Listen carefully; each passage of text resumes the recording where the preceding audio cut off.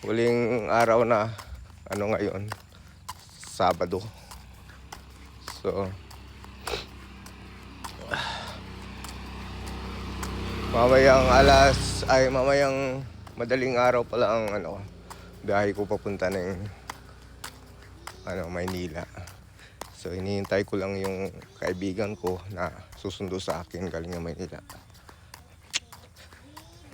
Ito nga pala yung daan, itong maliit na daan na ito. Ito ang palabas papunta ng highway. Papunta doon, punta ng highway ng palabas papunta ng Maynila. Tapos ito naman punta ng bukid na bukid, bundok. Bukid talaga dito. Ang daan dito kasya lang ang isang sasakyan.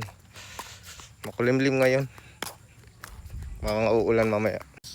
Dito sa barangay namin may sabong mamaya. So may pa tayo. May isang pagkakataon pa.